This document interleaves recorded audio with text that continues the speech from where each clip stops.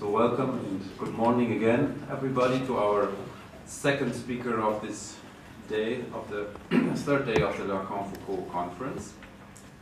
And it's my pleasure to welcome and to introduce Aaron Schuster, former fellow at the Center for Advanced Studies at the University of Rijeka, Croatia, and the Institute for Cultural Inquiry, ICI, Berlin, I may add, former fellow of the Antoine Academy in Maastricht. He's currently the head of the theory program at the Sandberg Institute in Amsterdam, Netherlands. And his book, The Trouble with Pleasure, Deleuze and Psychoanalysis, is forthcoming with MIT Press in February 2016. We're all very much looking forward to it. He's the author of many articles treating such subjects as the debt drive, the politics of laziness, corruption, sexuality and thought, the philosophy of tickling, the history of levitation, the comedy of Ernst Lubitsch, Kafka's philosopher dog, and complaining.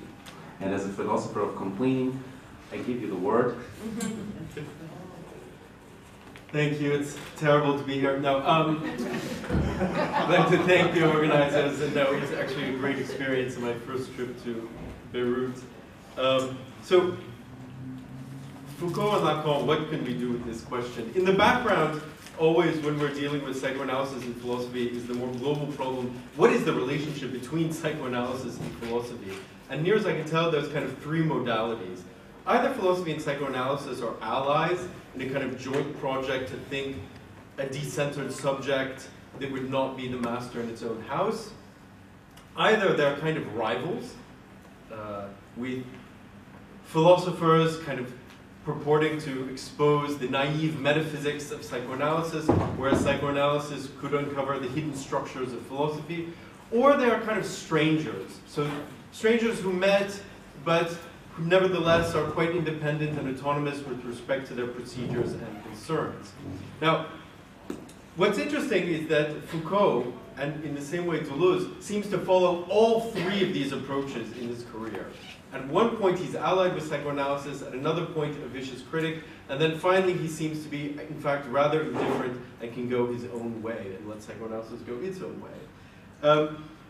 What's quite interesting is, so in the case of Deleuze and Foucault, you see kind of parallel structure, and you also see that Lacan was very good somehow at hystericizing his readers. So even at the moment when you have the most kind of vicious criticisms of psychoanalysis, those critics, the most intelligent ones, will always say at some moment, but maybe this doesn't apply to Lacan.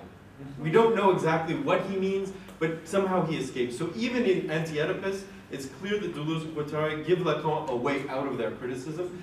And Foucault, even after 1976, so the first volume of the History of Sexuality, I'll be commenting on that text, but in his later lectures in 81, 82, he suggests that in fact Lacan was useful for his own project. So it's a very kind of ambivalent and complicated criticism. It can't be approached in a simple one-sided manner. Now, I would like to reformulate the problem of this conference in a slightly different way. So I'm not exactly going to fulfill the task of Lacan contra Foucault, but I would like to reformulate it in a slightly different manner. I would like to ask, so, what could we say about psychoanalysis from a Foucauldian perspective? How could we use sort of Foucault's conceptual toolbox to say something about psychoanalysis that perhaps Foucault himself didn't say? So I don't need to mechanically repeat just Foucault's own pronouncements about psychoanalysis, but I'd like to think about psychoanalysis from a Foucauldian perspective. Conversely, I would like to ask, from a Lacanian perspective, what can Lacanian theory tell us about the conceptual sort of structure and perhaps the limits of Foucault's own project? So that would be kind of my double question. And I have to give a caveat that this is new material, very much a work in progress, so we'll see how far I can get. Now, the focus of the presentation is in three parts, and my focus will be on that one great moment when somehow Foucault and Lacan met. And that has to do with a kind of debate over the interpretation of the painting, Velázquez painting, Las Meninas. So I'll get to that in the middle of my presentation. But first, let me begin with a kind of, let's see, a kind of naive, let's say, a kind of not stupid, but let's say naive reading of the order of things. What could I say about that? First, I think the effect of the order of things on the reader is to produce a kind of shock. So first of all, human knowledge is not guided by a kind of continuous progression, but it proceeds and leaps and breaks. And second of all, the rules which govern the production of knowledge in a given era are not known to the individuals who are laboring under them, but they silently inform their inquiries and their researches, and they determine in advance the way that they formulate their problems and the kinds of solutions that can appear valid or invalid or truthful or false. So you could say the aim of Foucault's study is to excavate this substratum of implicit rules and to bring it to light. So its method is an archaeological method. And there are three main eras or epistemes in the book: the Renaissance, the Classical Age, modern times, and what points beyond modern times, Foucault's own project. But Foucault's archaeology of knowledge is not only a historical inquiry, but it's, a history of the present. So it's a reflection of the present state of knowledge, which is characterized by its own contingency, the contingency of its own rules, but it's also characterized by the knowledge that it's necessary to be submitted to some contingent set of rules. So my question would be this: what is the existential impact of this kind of theoretical proposition? So how should I react? Let's say, how should I react to this revelation that, for example, I too, right now, am working within an episteme or space of reasons whose rules and underlying logic I do not know, I do not understand, but they nevertheless are silently operating, guiding throughout all my work. They're guiding the way I'm posing questions right now. And they're determining not exactly the course of my inquiries or what I'm saying, but they determine the range of possibilities in which I can operate, in which my perceptions, my questions, my ideas will be formed. So, how should I react to this idea that actually I'm speaking, but behind me, I don't know it, but there's some secret rules that are actually guiding my discourse? I can react, I think, in two ways. One, should I just try to calmly go about my business and not worry about it, so I can just go along as if nothing happened? After all, I still have problems and ideas I'm interested in and I want to elaborate. So it's probably better I don't know the deep reason guiding my thought. That's not going to help me in the actual concrete engagement of my intellectual interests. So better I forget about that. Thank you, Foucault, but okay, I don't need to know that. Or second, will the will to truth sort of force me to confront this blind spot of my knowledge? This blind spot of knowledge that nevertheless makes my knowledge what it is. So will my will to truth force me to confront this and to try to devise a new way to somehow gain knowledge about that very void in my knowledge? To try to gain access to something which, in a way, I cannot know, in the same way that a fish really can't know about the water in which it bathes, because it's simply the element of its world. Okay. Now, in the preface of the English edition of The Order of Things, Foucault explains the aim of his project is to, quote, to reveal the positive unconscious, and he underlines that, the positive unconscious of knowledge, a level that eludes the consciousness of the scientist and yet is part of scientific discourse. And he continues, unknown to themselves, the naturalists, the economists, the grammarians employ the same rules to define the objects proper to their own study, to form their concepts, to build their theories. It is these rules of formation, which were never formulated in their own right, but are found only in widely differing theories, concepts, and objects, that I have tried to reveal by isolating as their specific locus a level that I have called the archaeological. Now, in an interview in 1966, or at the same time of the book's publication, it's a very helpful interview in Lacan's Littéraire, Foucault kind of reformulates the implications of his project in a more general manner. So, quote, in every epoch, the manner in which people reflect, write, judge, speak, including in the street, even the most everyday conversations and banal material, and even the manner in which people experience things, including how their sensibility reacts on an affective level, all their conduct is governed by a theoretical structure, a system which changes with ages and societies, but which is present in all ages and in all societies, end quote. Now, here's my naive reaction.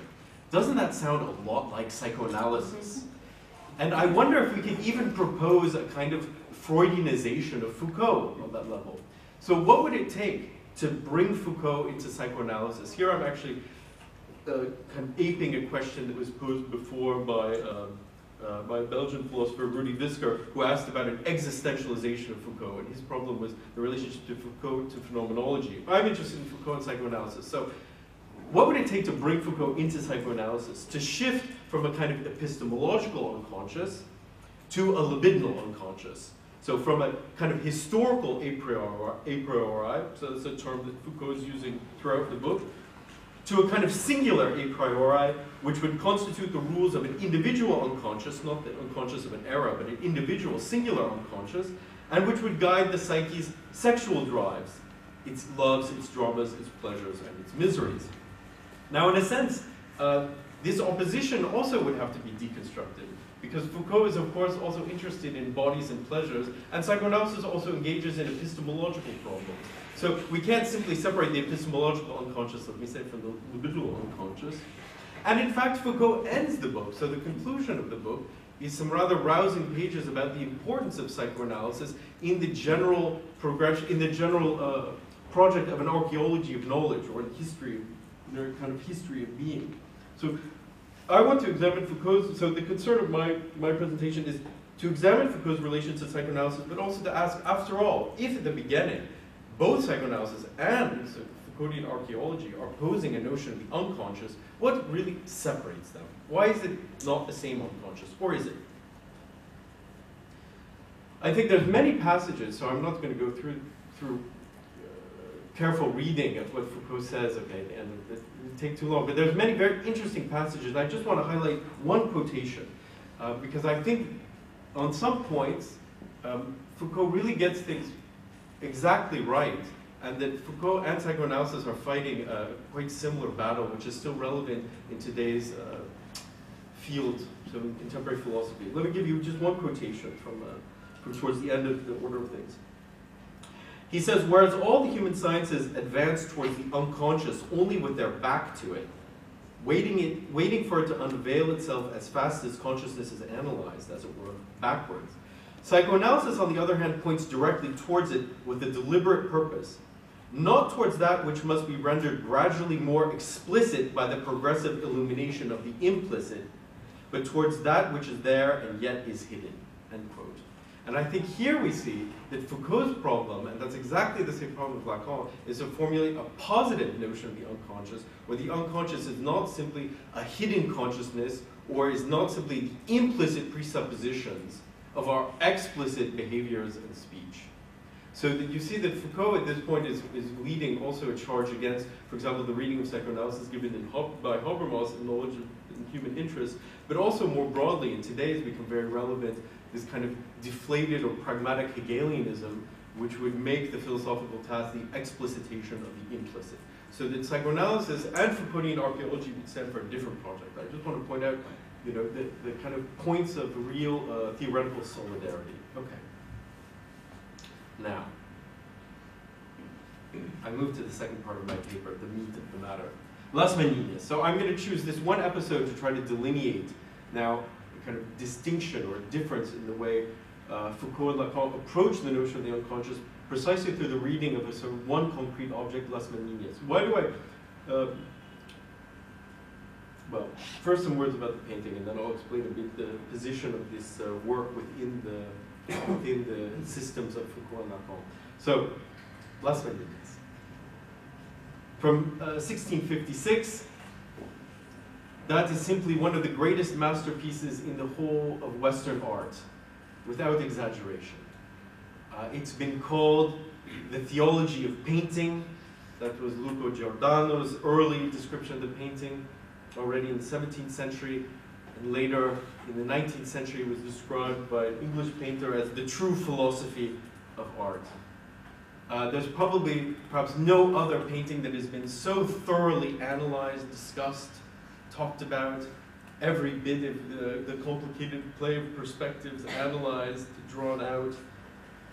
I cannot engage with the sort of wealth of interpretations, and in fact, I have to say, I'm really going to try to reduce a lot of the wealth of both Foucault's and Lacan's reading to what I consider the essential moment of their divergence. Okay.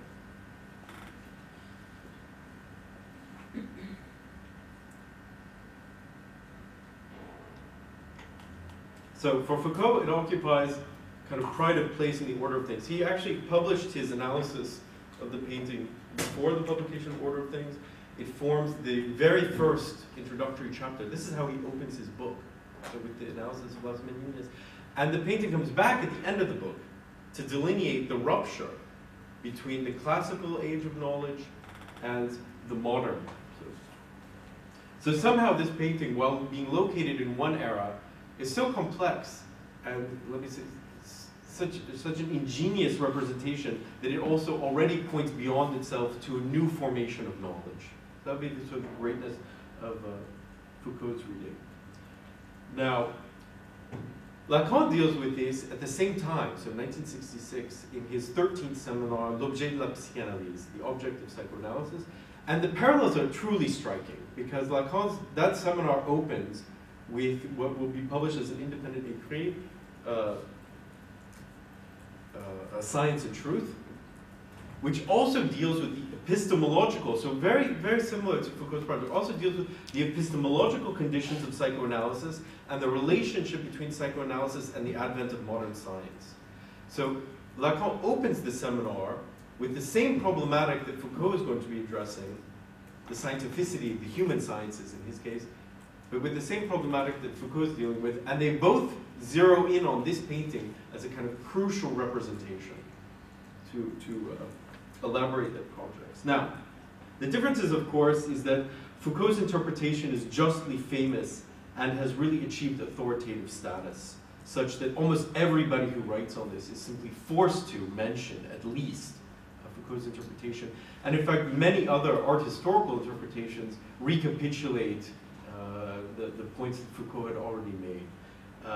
Whereas Lacan's interpretation remains basically unknown outside of analytic circles, so very small audiences, and it languishes still in an unpublished seminar after almost 50 years after it was elaborated. So we're dealing with one interpretation which is truly, we can say, authoritative, and another which is basically unknown, still unknown today, and unpublished. You can't even really have access to it. There's a very good edition of the seminar, French edition online. So let's start with Foucault's analysis of the painting. Foucault's basic thesis is that Las Meninas is a pictorial representation of how representation functions. So somehow it's a kind of meta-representation. How representation functioned in the classical age, so that covers roughly the 17th and 18th centuries. Quote, perhaps there exists in this painting of Velázquez the representation, as it were, of classical representation, whereas he says elsewhere, quote, representation undertakes to represent itself here in all its elements, end quote. Okay. So let me run through the essentials of Foucault's interpretation. First, he points out that the painter is standing behind the canvas, or he's taking a step back from the canvas. Is he in the middle of his work? Is he at the end of his work? Is he about to get started? We don't know. But he's working on a canvas within the painting, so he's working on a canvas which we cannot see because the canvas is turned to us. And the painter is looking at us. So the painter observes us from within the canvas, and it's as if he was looking at us, looking at him. So there's already an exchange of gazes. Now, there's an opposition in the painting between the far left, which you can hardly see, but there's a window here at an extreme angle, and from the window there floods in light. So the source of the light is coming in from the far, from the far right side of the painting, and the far left side of the painting is a kind of invisibility. So we have a juxtaposition of light, which bathes the scene, makes it possible to see, and the invisible canvas, which is turned away from us. Now there's a series of pictures in the back, other representations, but there is one representation in particular that shines with a kind of brightness, a strange light, and that is not a picture, but a mirror. And the funny thing is that that's the only sort of picture, okay, the mirror, that is visible, but nobody is looking at it. Now, what's the question of Foucault? What does the mirror reflect? And his other question, what is Velázquez painting on the hidden canvas? That's what he wants to know. What is Velázquez painting on the hidden canvas? And of course, these are linked together. So Foucault's answer is, the characters in the mirror are King Philip IV and his wife Mariana, and in fact we can identify, I'm not going to go through that, but we can identify all the characters in the scene, and that was established quite early on by a scholar. So, King Philip IV and his wife Mariana. So the whole scene is Velázquez is painting, so this is Foucault's interpretation, Velázquez is painting a portrait of the royal couple who are standing in front of the canvas. There's also the juxtaposition of so the position is very interesting between the mirror, so the mirror which opens on to the outside, to an outside of the canvas, and the doorway right next to it. The doorway which leads out in the opposite direction, and in which it's actually a relative of Velázquez, so José Nieto Velázquez. He's either entering or exiting, we don't know. Okay. So, also there's a juxtaposition between the kind of continuous flow of the light from the window and the kind of instantaneous transposition in the mirror from the outside to the inside. So these are some of the details of his analysis.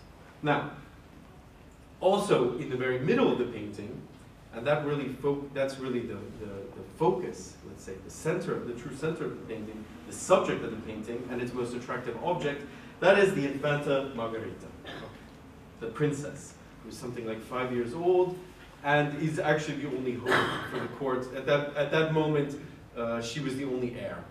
But later on, there's a brother. At that moment, she's the kind of focus also of the court's attentions and of its desire to perpetuate itself.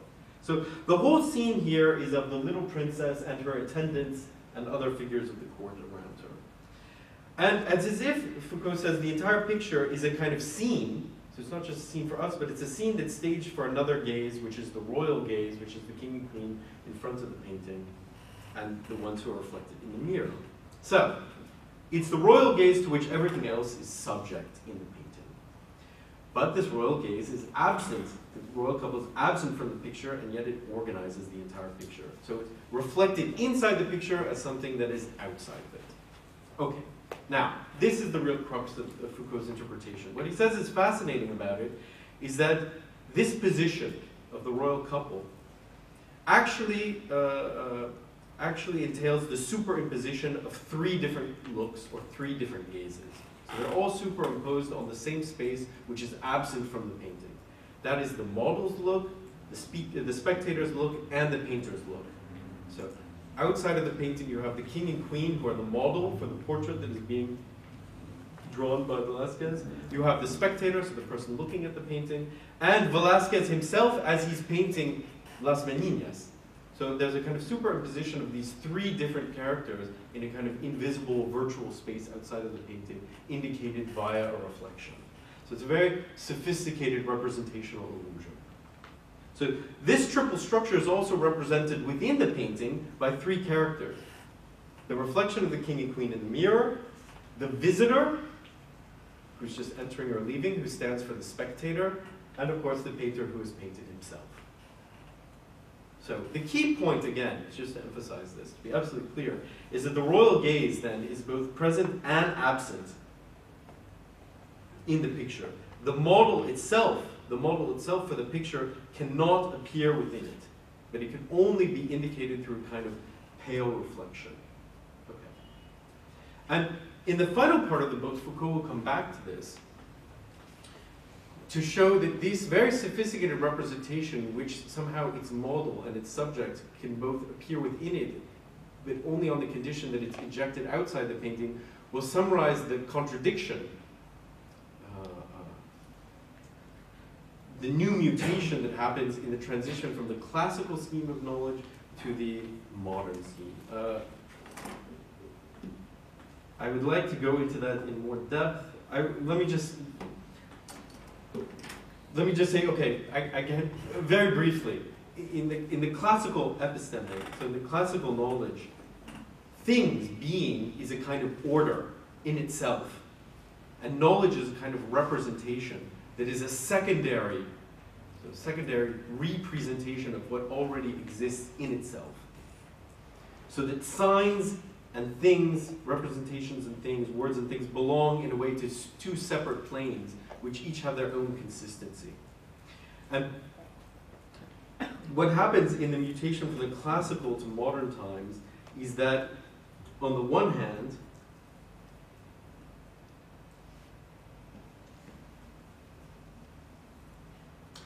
the representability of things is no longer considered part of their very nature, and they come to depend on one particular being, one particular thing among things, namely the human being or man. So in modern times, to be a thing does not mean to be a self-subsisting order, but it means to be historical. And to be grasped, and secondly, it means to be grasped not as kind of atomic units, but as bundles of relations. So Foucault will say the modern ontology essentially is a conjugation of being and time. And also that being, to be, needs to be a kind of system or a system of relations. Now, why man? So this is the moment in which the human being is born. Man as a very specific, but as a very specific entity. Not just as a kind of anthropological, but a very specific entity. Why does man become the center of this new universe, new modern universe? Because man is the being through which beings become representable. Knowing is an operation external to things. So things are not inherently knowable. Their knowability has to be revealed to a knower. And second of all, representation does not have a kind of autonomous structure, or excuse me, just the reverse. Representation itself has a kind of autonomous structure and is not simply derivable from the things that they represent. So this will be the new. Now, the consequence of this, though, is that man becomes a very specific and unique entity because it's both a subject of knowledge and the object of knowledge. And the great philosopher of this for Foucault is Kant. The human being is defined as that being which is doubled in itself, existing both on an empirical level, which the different human sciences will now treat, but also constituted on a transcendental level, that it will be the knower to which the human being is revealed. And that this kind of split is what defines modern philosophy. And what we see in Las Meninas is precisely that moment from within a classical paradigm, that split being, as it were, foreshadowed or anticipated, precisely in the fact that the subject of the painting, is both figured in it and outside of it at the same time. Okay, I hope that's a simple, quick summary, but okay, I hope that's relatively clear. Now, what does Lacan say? What does Lacan say?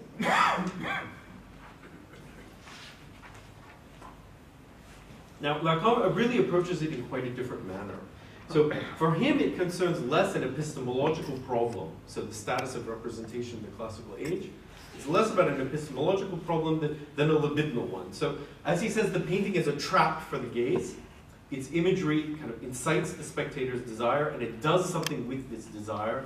And for Lacan, the ruse, or the illusion of the painting, is kind of trickier, I think. It's trickier than it is in Foucault, for all the sophistication of Foucault's reading. For Lacan, Foucault's analysis, okay, for all of its sophistication, it still remains on the level of the imaginary. And this is indicated, this is tellingly indicated by the emphasis Foucault places on the mirror within the painting, and the fact that the endpoint of his interpretation is a kind of reciprocal exchange of gazes between the model, the spectator, and the painter. A kind of endless circuit of substitution. Now, what this reading elides is the problem of the seen subject and its desire, or more precisely, the desire that divides the subject. So Lacan's essential thesis is that the subject is not only a spectator who looks at the picture, but the picture, in a way, looks back. It looks back at the subject and frames it in its own manner. The subject's gaze is inscribed within the picture as something separated from it, as an object that is the subject. Okay. The object divides the subject from itself, but at the same time it provides it with a material correlate, a kind of insubstantial corporeal substance. So the subject is thus not only outside the picture, surveying its scenery from a safe distance, but more profoundly, it is drawn into the picture itself. It is caught like a fly in glue, as Lacan says, and is presented there as an uncanny object. So this conjugation, this bringing together, a synthesis of the divided subject with a partial object, in this case the gaze, defines the structure of fantasy, And Lacan's argument will be, so that's why he addresses Las Meninas, Lacan's argument will be that Las Meninas provides a brilliant illustration of the visual structure of fantasy. So the painting for him is not a representation of representation, as it is for Foucault. So a representation that shows that the subject and the object of representation can never coincide in the same place, or that their coincidence can only take place in a void. Instead, he uses the term representative representation. It's a Freudian term, the Vorstellungsrepresentanz. It means a representation, for Freud, it meant a representation of the drive, simply. So it's a representation that provides a kind of mise en scène of the scopic drive and demonstrates how it is psychically inscribed. Okay, what do I mean by all that, to be more concrete? So how does the painting accomplish this? Now, what's at stake in Las Meninas for Lacan is less a game of mere reflections than a window. The window or the frame of fantasy. So Lacan will insist that the window is the key for understanding this, the frame, and not the mirror. The mirror is a kind of trap. So he contests the idea that the painter, within the painting, is painting a portrait of the royal couple who would be shown posing in the back of the mirror. And one of his very basic arguments is, this canvas is far too large. That makes no sense. That makes no sense. You would put the king and queen on the canvas like that. That's crazy. That's a fairly convincing argument, I find. That kind of cuts against the idea that somehow he's making a portrait of the royal couple, unless they're blown up to some sort of monstrous size. So what's hidden? So here's another option. What's hidden on the reverse canvas is not a portrait of the king and queen, but maybe the entire painting, the whole scene of Las Meninas. So he's painting himself, painting the painting that he's painting. So Lacan kind of imagines it as a mise en abîme. The painting is kind of reproducing itself to infinity. Or else he suggests that maybe there's nothing on the canvas, or that the very question is kind of the wrong question to ask. The very question is a kind of trap. So the painting wants us to wonder about what's on the other side of the canvas, and Foucault is sort of taken in by this game, and he produces a very brilliant interpretation. But that's what the painting wants us to do, in a way. That's the trick of the painting. But we have to analyze how that trick operates and not be caught within its trick. So the function of the canvas within the painting is actually to highlight the status of the painting as a completely fictional space. So it's not only to create a kind of illusion, but to make illusion appear as illusion, or to make the appearance appear as appearance. So Lacan reads classical art actually anachronistically. So he kind of reads classical art from a Duchampian standpoint. It's not that art was once upon a time concerned with representing external objects, with providing a mirror onto reality, and then it only later came to reflect on its conditions and materiality and started producing non-representational or abstract works or autonomous works. It's rather that works like the ready-made reveal to us what pictures have always been. Namely, quote, a big splash of color, a real thing, or, just to put it bluntly, a real piece of shit. Now, Lacan wants to make a link between this painting. So, again, in this kind of anachronism, he makes a link, and this is a very interesting link, I think, and it has not been considered. I'm very surprised, but at least in the research I've been able to accomplish so far on the art historical reception, nobody else has made this argument. That Lacan says, if you want to understand what that painting is doing to the canvas within the painting, look at this picture. That's what it's doing. That it's somewhat similar to the visual trick of Magritte. Okay. This is a painting of René Magritte, The Human Condition, from 1933. And in a way, he illustrates art's non-representational nature from within a representational space by producing this kind of tantalizingly paradoxical image. For Lacan, he, quote, inscribes a picture in a window. Okay. So what happens here is, instead of the painting, so normally, Magritte is playing with and exposing a certain representational illusion. Instead of the painting being a window, so we would think we would look through the painting, we look through and enter into its scene. And in fact, that's also the great seduction and the brilliance of Las Meninas, and many other art historical commentators have said that it really asks the spectator to enter into the painting, as if we would walk into its space and kind of inhabit it and look at all the complexity And Lacan said, this is what Magritte shows itself, the structure of that illusion. We think we're going to enter into the painting, but in fact, oh, the painting is actually an obstacle in front of what it's supposed to be representing. That the painting itself is an object, or is a frame or window. So whereas a mirror would reflect an external reality, so again, Foucault's emphasis on the fact that we see this external point within the painting via its mirror reflection, a window provides a frame through which we can see, and fantasy is like a window on reality. That's the point. A frame which cuts it up and presents it within a certain coordinates. Normally we don't see the frame. For not seeing the frame is the price we have to pay in order to have access to reality. And Lacan points out that in Magritte's painting, it's as if the ideal of his painting would actually be to destroy representation, because you would imagine the painting would, here we see only the difference between representation and reality via the thin frame. It's as if the painting would grow large enough to truly cover everything, but then it would destroy its own light source, so we would be plunged into darkness. So the very ideal of the painting would be, we could no longer see anymore if the illusion was somehow perfect. So that fantasy exists in a kind of dehiscence or kind of gap. Okay.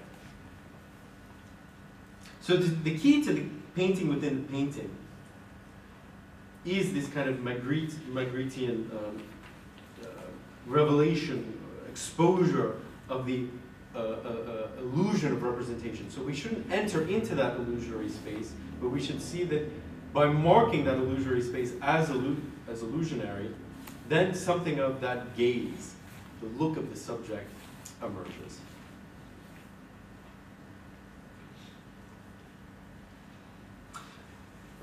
A second small point. Another observation that Lacan makes is that by doubling itself, so by effectively doubling itself, one other element I forgot. Lacan, I'm not sure of the truth of this, but it seems accurate. Lacan said this is the first time in the history of painting you see a painter representing himself as painting. And then he makes a comment I don't understand. He says, don't confuse this with the play within the play, because that seems like a very interesting connection. That one could look at the mousetrap in Hamlet, for example, and its function, and the function of the painting within a painting. But Lacan says this is not the first time you have paintings within a painting, but the first time that an artist, a painter, represents himself painting within a painting. It's the first time in the history of art. The function of that is to fictionalize the entire space. And then he says, objects, so the characters in the painting are not being represented, but he says they're en représentation. They're in representation, or they're showing themselves, showing off. They're all acting. And he even says, so he says it's as if the painting was a great tableau vivant, in that sense. And he makes a nice observation that even the dog somehow is a very good actor in this sense. They're all acting. Maybe the whole key to the painting was the dog. Okay, but he points to another painting to compare it to, a painting of Balthus. I'm not going to go into that, but my own kind of comparison. So, whereas Foucault highlights the fact that there's this kind of virtual crossing or virtual substitution of gazes, again, between the king and the queen, the spectator and the painter, Lacan will point out that one of the odd elements of the painting is nobody is looking at each other. Nobody actually returns a gaze. Everybody is looking, somebody is looking who's looking here in a different direction, but there's actually no reciprocal exchange occurring in this painting whatsoever. And I think that the image which kind of strikingly illustrates that would be something like the Marx Brothers, where we see the fact that we have a kind of simulacrum of a kind of social interchange or kind of reciprocity, which is being short-circuited at every moment. Everybody is pointing hands in the wrong direction, as if they would cohere together in a scene, but it doesn't. And I think something similar is going on in Las Meninas as well. That somehow there's no reciprocal engagement. Now, why is the Groucho picture so interesting? And this Marx Brothers picture, and you know that it was mentioned in the earlier presentation that Artaud was a great fan of the Marx Brothers. You kind of see here a deconstruction of myth of sociality, really. That fundamentally behind this kind of foundation, this kind of social foundation, you see that there's a fundamental detachment working in our attachments. Or beneath this kind of reciprocity of gazes, you see that there's actually not an exchange, and in showing that they don't exchange, actually the gaze appears. So, going back to Las Meninas. Quickly, how does Lacan describe the structure of this painting? So, like Foucault, he also puts the Infanta, the Princess Margarita, at the center of it. And he imagines a kind of scenario. So just like Foucault imagines, okay, he's painting the royal portrait, Lacan also imagines a kind of scenario. He gives his own voice to the painting. He says, the princess is saying something like, let me see, or show me, fais voir. Show me what you're painting. So somehow the princess is articulating the demand also of the spectator. We want to see what you're doing, show me. And Velázquez replies, so Velázquez's reply would be to the Infanta, you don't see me from the point at which I look at you. Tu ne me vois pas, d'où je te regarde. So there is no reciprocity of the gazes, but precisely in the mismatch, let me see, and you will never see me exactly from the point at which I see you. In other words, there will be no exchange. The gaze emerges, and Lacan locates that gaze precisely in the interval, the space between the painter and his object. So the gaze kind of somehow circulates in this mismatch between demands. On the other hand, this gaze is also covered over, this non-reciprocity is also covered over by the seduction, the attractiveness of the princess herself, who is considered as a kind of a phallic object, the imaginary phallus of the painting, is the princess. And the entire scene, so also in a way agreeing with Foucault, the entire scene is framed by the gaze of the big other. It's staged for the royal couple, or the royal gaze. This would be the structure of fantasy, how the subject represents itself precisely as having disappeared from the picture, and yet that very disappearance is somehow veiled or covered over by a fascinating object which is seen from an external perspective. So I know I'm going rather fast, but in this sense, Lacan wants to derive all the kind of essential elements to show how the painting reveals a kind of structure of fantasy. A pictorial representation shows the structure of fantasy. Okay. Next point. Okay. Let me just point one interesting moment when Lacan addresses Foucault directly. So after giving his analysis of the painting, he addresses Foucault directly, and he makes one question. He says, quote, I put this question to you. Do you believe or do you not believe, when all is said and done, whatever may be the outline, the testimony that we may have about the lines on which the thinking of an epoch took its assurance, do you believe or not that there was always posed to the speaking being that exactly the same structural problems were posed in the same way for them as for us? End quote. So Lacan said, do you believe or not that in all these different historical epochs, so throughout the history of being, or the history of knowledge that you're writing, that the same structural problems were posed for those earlier eras and for us? So he poses very, very directly the historicist problem. Is there just a succession of epochs, or is there a transcendental structure that repeats throughout these different historical moments? And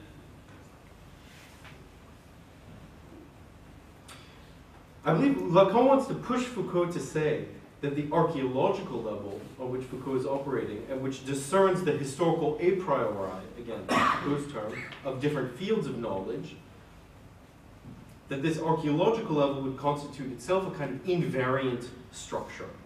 So that one would have to posit an ahistorical a priori of the historical a prioris, or a kind of transcendental condition of the historical variability of the transcendental, even if the discovery of this itself is historically conditioned, it occurs at a certain moment, but it would be universally valid. In other words, what Lacan points to, and this is also the problem clearly underlined in Foucault towards the end of the book, a kind of meta or hyper-transcendental condition of the very split in modern subjectivity between the empirical and the transcendental. Foucault's answer to this is there is a kind of special access to this hyper-transcendental level, but only in certain disciplines, which he calls counter-sciences, and that would be psychoanalysis and anthropology, and what he calls pure theory of language, which is rather opaque, but refers to formalization and to Foucault's own project. I'll leave that aside. But in psychoanalysis, there can be a special access to this condition of the constitution of the split between the empirical and the transcendental, but only via a practice like transference.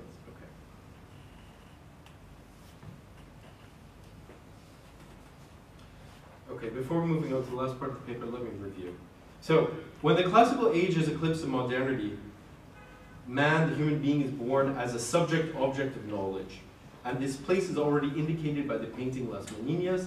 The subject comes in place of the absent king, the sovereign whose presence is signaled by the mirror reflection, but he's simultaneously also out of the picture, cast out of the picture.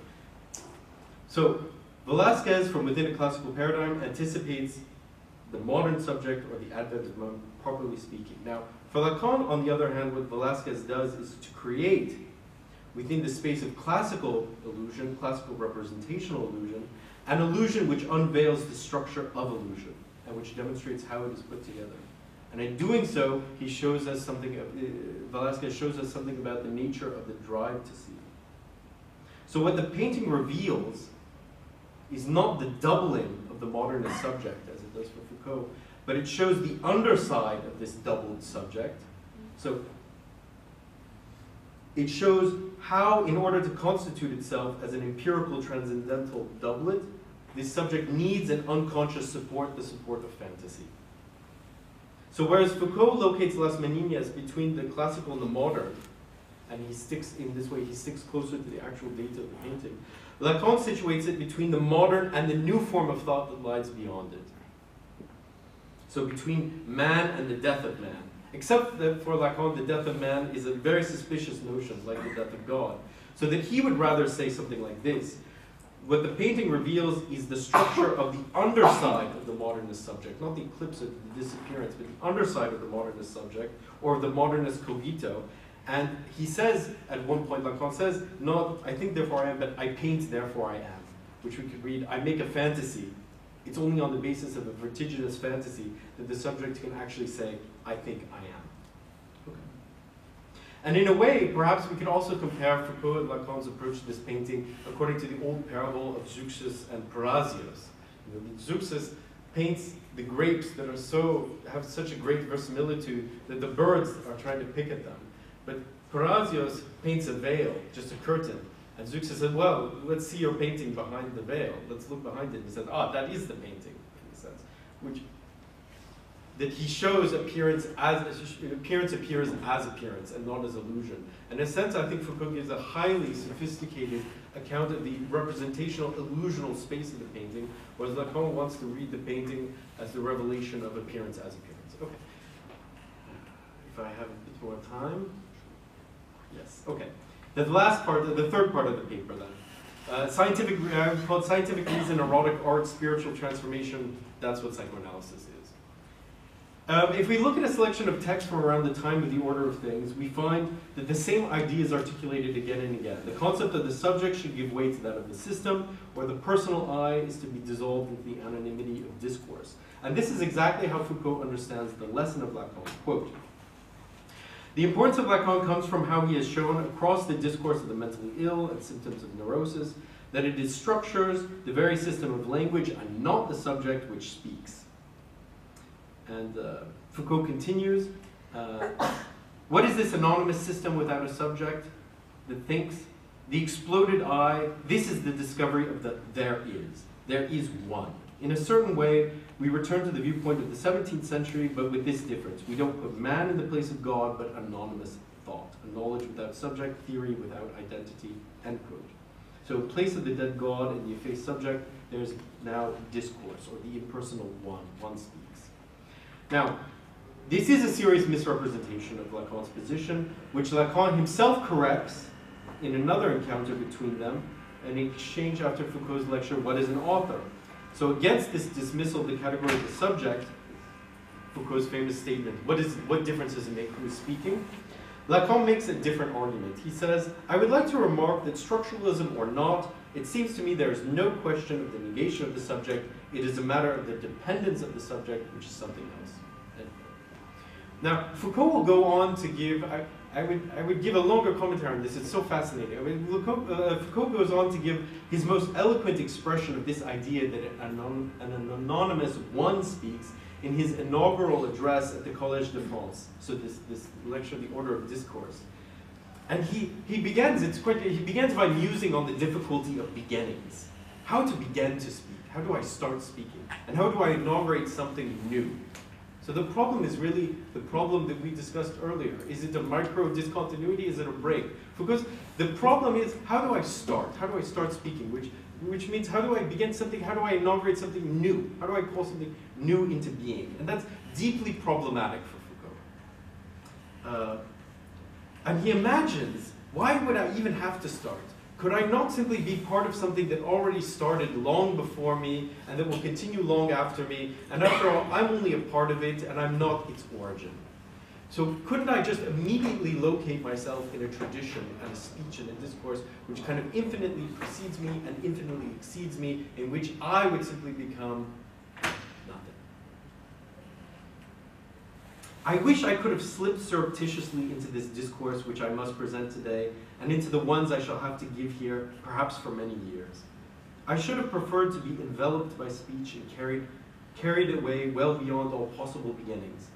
Thus there would be no beginning, and instead of being the one from whom discourse proceeded, I should be at the mercy of its chance unfolding, a slender gap, the point of its possible disappearance. End quote.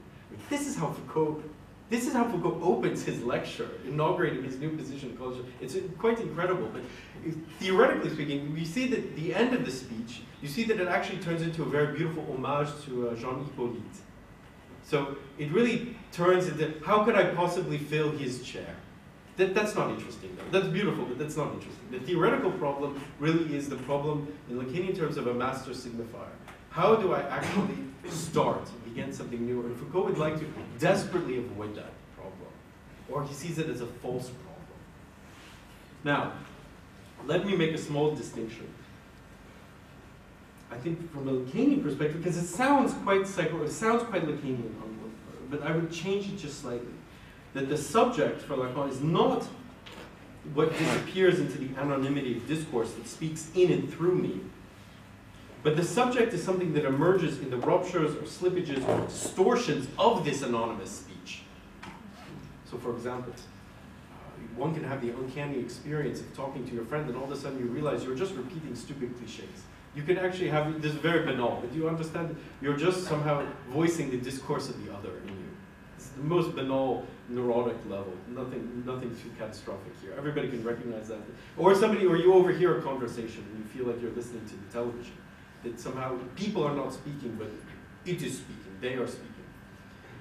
That is not the kind of glorious disappearance of the subject into an anonymous discourse. Where the subject emerges in Lacan, and why he insists on retaining that category, is the subject appears precisely when that kind of anonymous discourse ruptures or breaks down or doesn't make sense anymore. And then you see something flashing. But you can't exactly seize it either, because it has the nature of a break. So to put it differently, the subject is not the origin of speech, but neither is it the end product of speech. So we can be a bit sophisticated here. It's not just that I would not be the originator, the origin of speech, but you could also say, well, after all, in speaking, I'm constructing myself as the speaker, so that I only know who I am at the end of the speech. I'm also self-creating myself in my speaking. We can be a bit narrativist here. That's not the point either. And the subject is also not that instance, therefore, that would be dissolved into speech, but it would be that which fails to disappear. The subject is that which fails to disappear, and the subject, in a way, is nothing but the failure of its complete or successful alienation. So the subject is nothing other than the fact that it can't disappear into another element, into the chain of signifiers that passes through it. So the subject I would define as the point of failure of alienation. And even further, and now I come back to the structure of fantasy, this point of failure of alienation has to be marked in the unconscious, so not only as a kind of gap, but that gap has to be inscribed or marked in a material way via a corporeal object.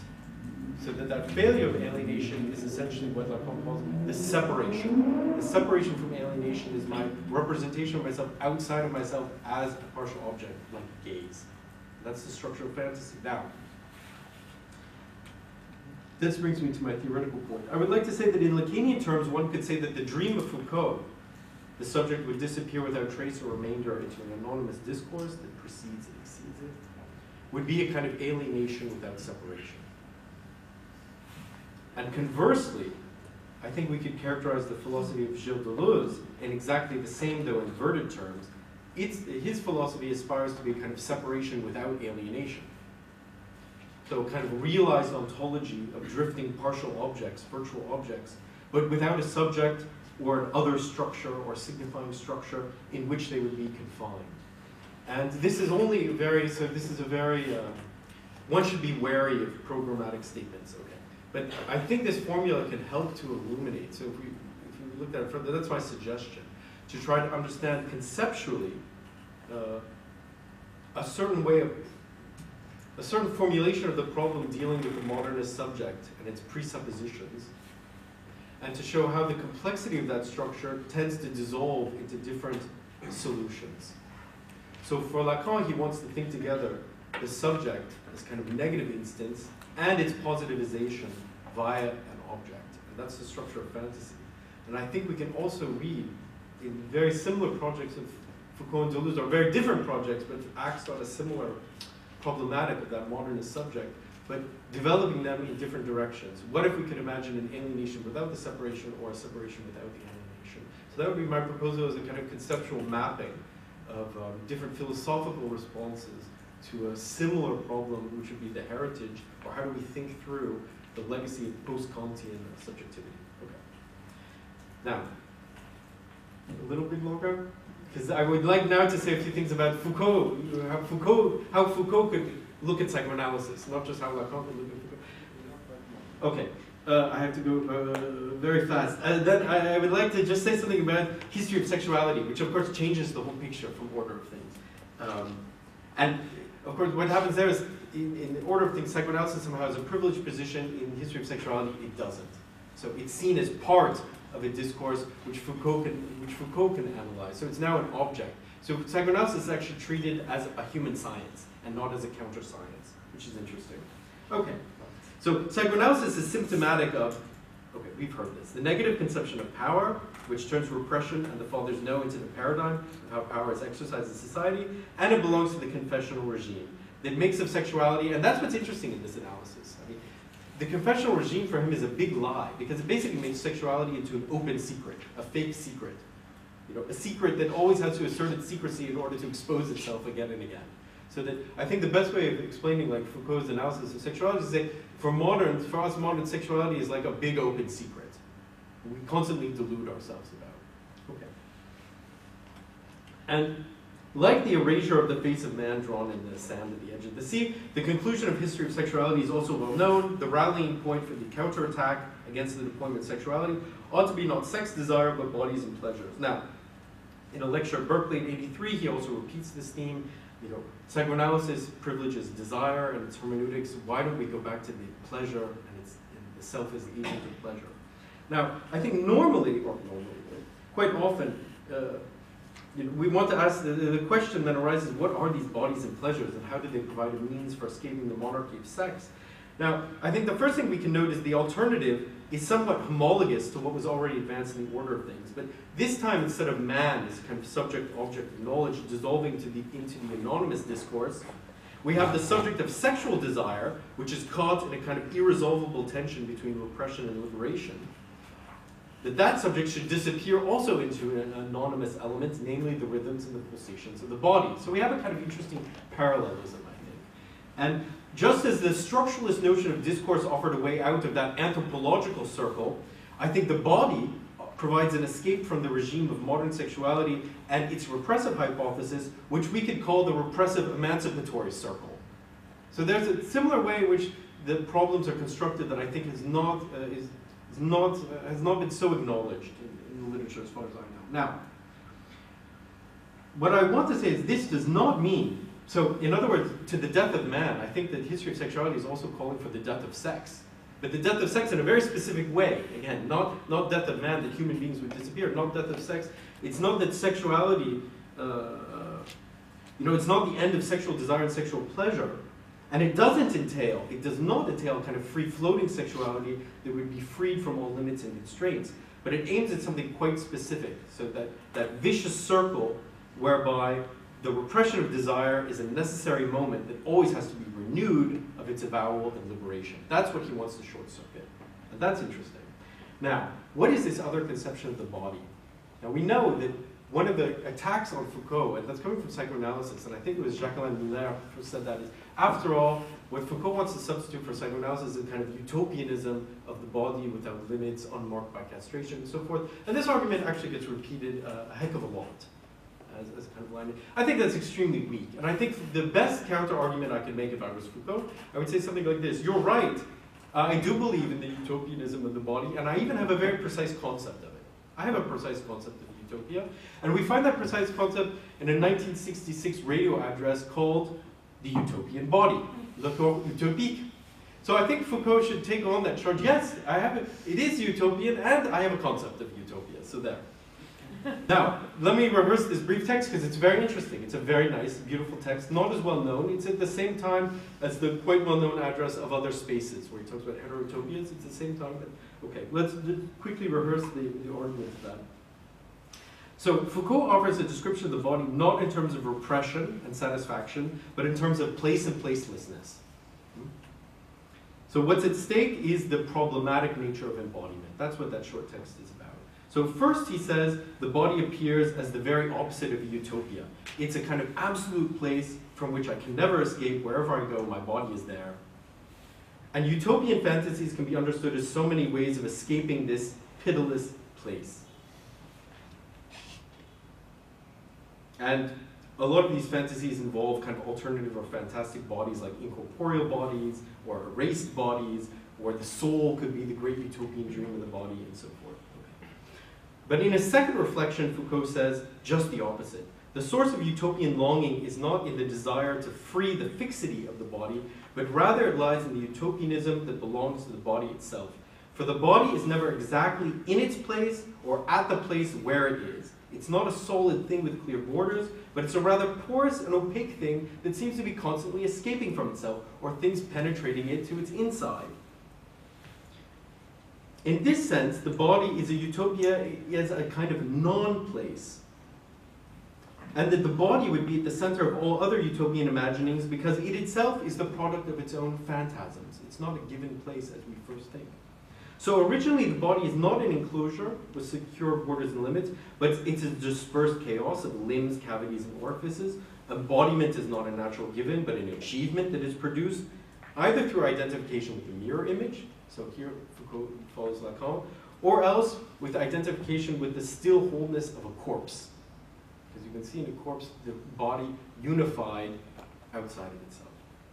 So both these things teach us that, quote, we have a body, and, quote, this body occupies a place, things that we don't know spontaneously. Now, in a similar but different way, sexual pleasure also educates us about our bodily being. Sexual pleasure is a kind of pedagogy about the nature of our bodies. And the essay concludes with a very short phenomenology of eros, in which the sexual act is said to make the body present to itself through the contact with the other. Quote, to make love is to feel one's body close in on itself. In love, the body is here, end quote.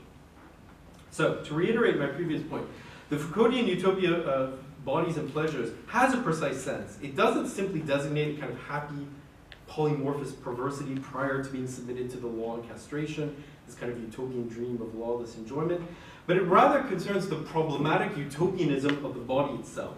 So the fundamental instability of the place. So instead of repression and satisfaction, he wants to talk about the place and the placelessness of the body, or the body being the paradoxical site of subjectivity as both its absolute, implacable place and an elusive non-place that ceaselessly escapes from itself. And you could say the lesson is the Foucauldian lesson is you should make love as often as possible because it reminds you, it teaches you that you're actually there and that you have a body, that somehow it gathers the body together. Perhaps missing from this, but still hinted in the essay, is the notion of a partial object. That's what's interesting. At the end of this essay, he concludes with the sexual eros, but sexual eros is a way of unifying the body I'm here, I really exist in my body, in the sexual act, a way of unifying it, which would be different. It's not explicit exactly how, but would be different from the alienating identification of a mirror image or a corpse. But somehow missing here is the notion of a partial object. Okay, I could stop, but I could go on a little bit further. A little bit further. Okay, a little bit further, because this is a more interesting point. Because after that, I think so. The point of my comment is to give you at least an indication of what Foucault might mean by eros that's not caught up in the discourse of sexuality. That's what I wanted to do. But there's a catch. And the catch is this, that the opposition of bodies and pleasures contra the sex desire is complicated by the fact that, as Foucault himself underlines, the discourse on sexuality has itself given birth to a new pleasure. And that's also a very interesting observation. So he says, this is actually probably its greatest cultural achievement. Greatest cultural achievement of the modern discourse on sexuality is this: in analyzing, classifying, surveying, interrogating the nature of human sexuality, Western culture has quite accidentally, but no less effectively, invented a new kind of eros, an eros that would be adequate to the modern technocratic age, the quasi-scientific joy of examining and speaking of sex. That is our modern eros, to enjoy speaking about sex. Quote, "It is often said that we have been incapable of imagining any new pleasures. We've at least invented a different kind of pleasure in the truth of pleasure."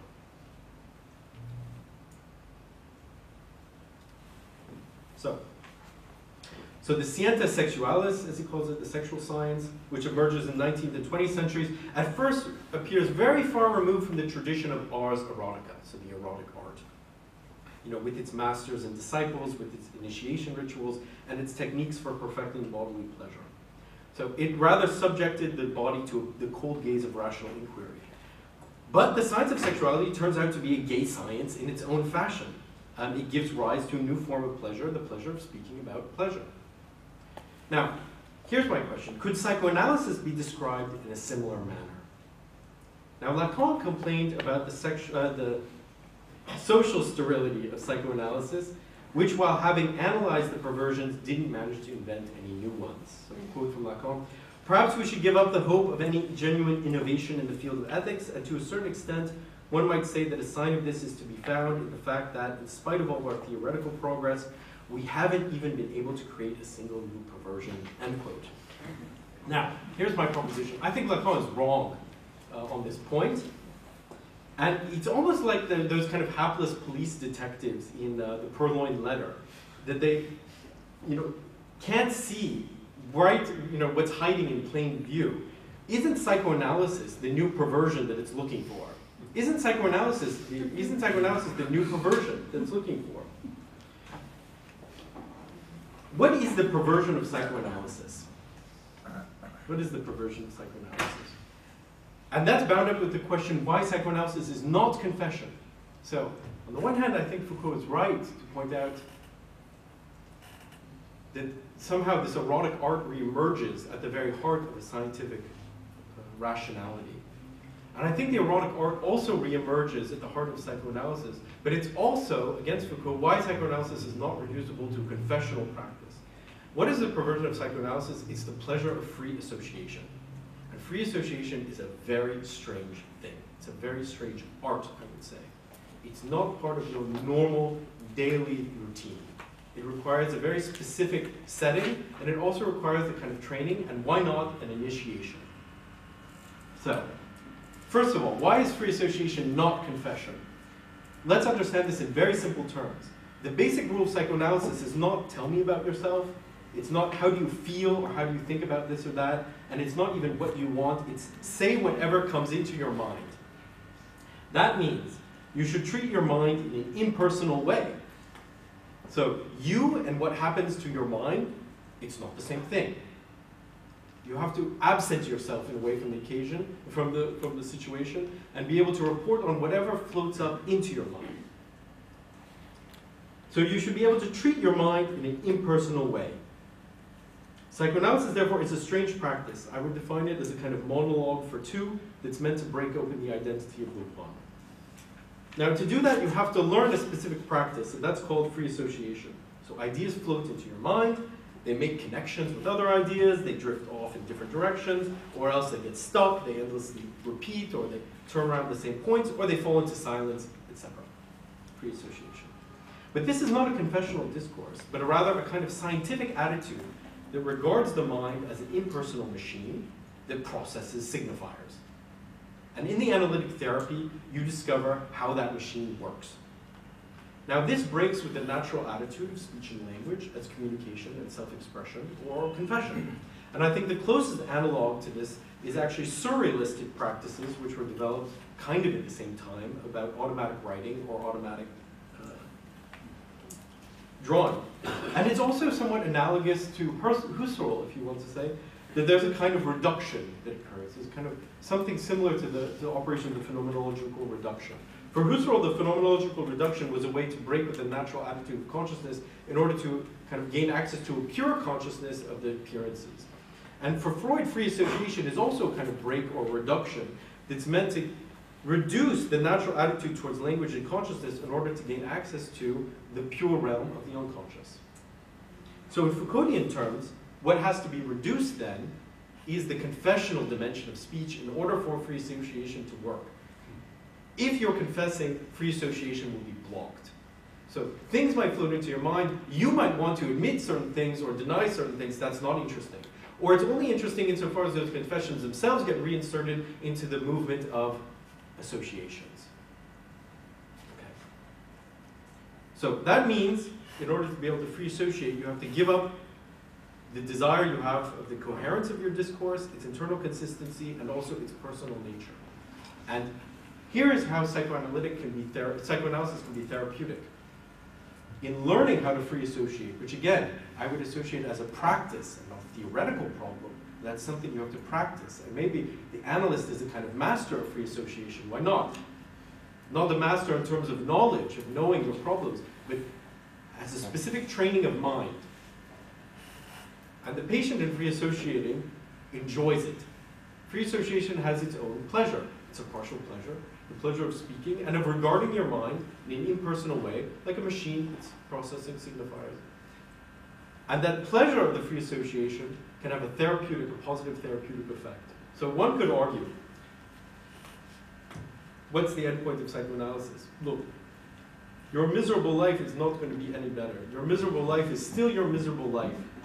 But you can have some pleasure, some kind of scientific pleasure, in trying to understand how it is that your miserable life works. And that pleasure, that new pleasure you have, can give you a new force to go on living and doing things. And that is the therapeutic force of psychoanalysis. I take this argument, I'm serious. I take this argument from a Belgian philosopher and psychoanalyst, Paul Moyart, who's developed that at length. But, of course, in this picture, I'm leaving out one thing, and then I can conclusion, which is the danger of this picture of psychoanalysis, which I think is, which would be my kind of Foucauldian, strangely Foucauldian image of psychoanalysis. The free association itself is a practice of bodies and pleasures and not sex desire. That's my point. So I'm trying to re-describe psychoanalysis in a Foucauldian point. Foucault probably wouldn't agree with, but okay. The problem of my description of psychoanalysis is this, that if I put too much emphasis on the partial pleasure, on the perversity, on the erotic art of psychoanalysis, I might ignore one essential aspect, which is the dimension of truth, of course, truth. And of course, for free association to work, it can't just be subjective impressions or just pure babble, but there has to be conviction that those are related to how the mind really works. So it has to be related to the truth. And here, so to conclude, if you look at one of Foucault's latest lecture courses, the Hermeneutics of the Subject in 1981 and 2, he comes back to Lacan and says Lacan is one of the only figures who actually raises the problem of the relationship between the subject and truth. Now that would require a longer commentary because now I just quickly paraphrase, but what he says is, he wants to reinsert psychoanalysis and Marxism into the tradition of care of the self. Care of the self, in care of the self, the subject has access to truth, but a specific truth that is only accessible via an act of conversion. And this is completely allergic to modern science. Because in modern science, everybody should be able to verify the truth without being a convert or a true believer or not. So this ancient notion of truth is that truth is a kind of matter of a conversion or transformation. What's interesting here is Foucault touches on the same problem that's dealt with by Sartre with the notion of engagement, and more relevant for today, the Badiousian notion of fidelity, that a truth procedure is precisely a moment of conversion. And Foucault says, in a way, psychoanalysis and Marxism, let's just stick with psychoanalysis, is a kind of modern equivalent of this ancient idea of care of the self in terms of truth as a kind of transformation or kind of conversion. And what Foucault says is the only people who really raised this question in an interesting way is Heidegger and Lacan. And me, I'm a Heideggerian. I could go into that more, but Foucault says, I've pursued a Heideggerian line on this, not the Lacanian line. Okay. And my last suggestion then is to say something like this. If we use Foucault's criterion, so Foucault's way of analyzing psychoanalysis, I mean, we can agree. I mean, there's something illuminating about the points he touches on. I would say, yes, it's a science of sexuality, but it's a strange counter-science of sexuality that Foucault doesn't admit, but I think it's a counter-science of sexuality because it treats sexuality not as a positive phenomenon, not even in the sense of it's positively repressed, but it treats it as a kind of gap or fissure that can't be formulated in terms of objective knowledge. It's also an erotic art. So I also agree with you. It's also, psychoanalysis is an erotic art, but it's one that cultivates pleasure not in a bodily technique, but in a strange practice of speaking. And lastly, it's also a revival of the ancient ethics of care of the self, but okay, the transformation I think it aims at is not supported by a wider spiritual context or kind of a universal good. And so in this way, we can see how elements drawn from Foucault's work can help to illuminate the unique character of psychoanalysis. If one wanted to do a genealogy of psychoanalysis, or why psychoanalysis was historically important, or what was its impact. Foucault sort of did, but didn't. Okay? So if one wanted to do that, one could be well guided by Foucault's ideas on this. But I think there's also limits to this approach, which have to do with the fact that, after all, and Foucault admits, he does not really engage on certain, he simply did not engage deeply on certain with Lacanian theory. And at a certain point, one respects that. I mean, you don't have to do it. You can pick and choose your battles. So at a certain point, we know that he was interested, but he didn't engage deeply. But I think ironically, it's Lacan, and in particular that Lacanian theory of fantasy, that actually fits better the trajectory of Foucault's researchers than Heidegger does. So that's what I think is ironic, that he picked his partner, that's fine, I have no problem. But I think ironically, like Lacan, the trajectory of Foucault's work somehow fits better. Like Lacan would actually be a better partner in some respects. So the last point, restated in a Foucauldian way, the theory of fantasy would be an answer to what a contemporary version of care of the self would look like after the death of man. So the theory of fantasy stands in the same relation to Foucault's researches on the care of the self as the theory of the signifier, or the theory of discourse, stands in relation to his earlier work on the archaeology of knowledge. Okay. Great.